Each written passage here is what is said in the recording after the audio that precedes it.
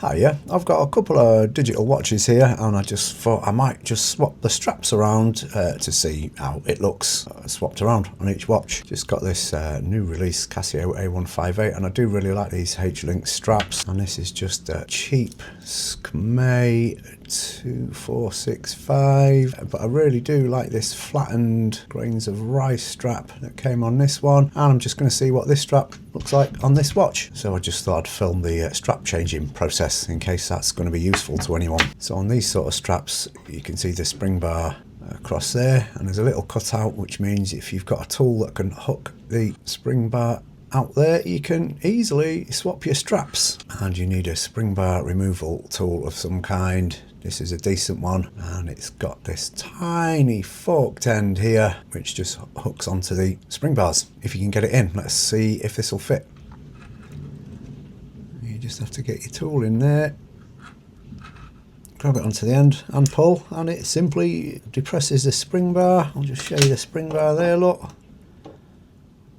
There's literally a little spring in there that compresses. So yeah, that was incredibly easy and quick to do, wasn't it? I'll just slot that back in there for a minute. We'll get the other side off as well. This tool was quite expensive, but you can get them really cheap off Amazon and eBay and stuff. And if you haven't got that, you can use really tiny little precision slotted screwdrivers as well. Let's see if that'll do the trick on this side.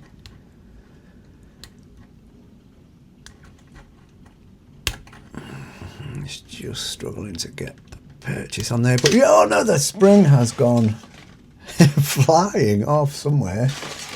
Oh, that's a Christmas miracle that landed on my desk, but yeah, that's just sprang off and went shooting across my table there. But yeah, that's out. That's that one done. It's the same sort of arrangement on this Skmei. Really, I should press the pin out here to detach this strap. That'll make it a lot easier, but I'm just going to see if it will come out okay with the strap still attached. Same again, the little forked end there. Yeah, slot it in there, push down, and that one is out. It is easier with the forked end, but like I say, any kind of really small flat object will do the job. That's that half off. We'll just whip the other end off.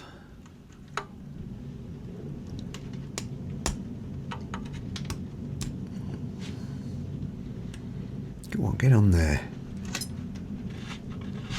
Hey, that one's sprung away as well, but that is out. Let's just see, does that one fit on there? Yeah, same size. I think that's going to look quite nice on that watch. Looked fine before, but yeah, just wanted to do it. I can't remember which way up it went. Is that the top or the bottom? I don't know. Don't suppose it matters really. So I'm just going to whack that one on there. I'll use the good spring bars out of the Casio for this one. I just slot that back in there. So then it's just a case of slotting that into the hole.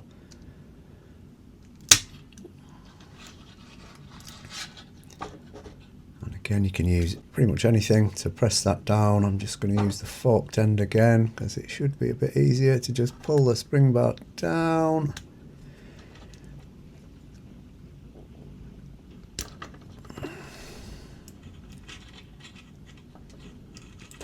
This is quite hard to do looking around my camera, but let's see if I can just get this in.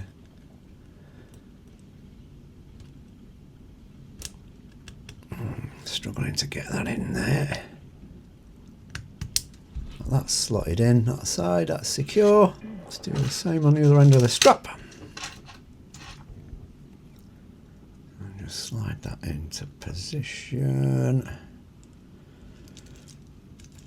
Yeah, again, this would be easier if I separated the strap just by pushing that pin out, and the strap would come into two then, but I'm just going to see if I can get it in this side. So slot one end into its little hole.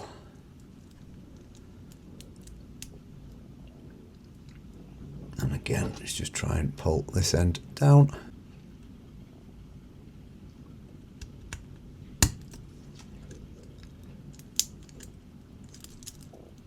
Nice one, done. Oh, I think I've actually put it on upside down. We'll see if that annoys me. If it does, I'll simply swap it round. But yeah, there we go. It's pretty straightforward and simple to swap metal bracelet straps on your Casios or your Skmeis. especially if they have this little cutout there, and you just use your forked tool to pull the strap pins down, releasing them, and reverse the process for attaching your new strap.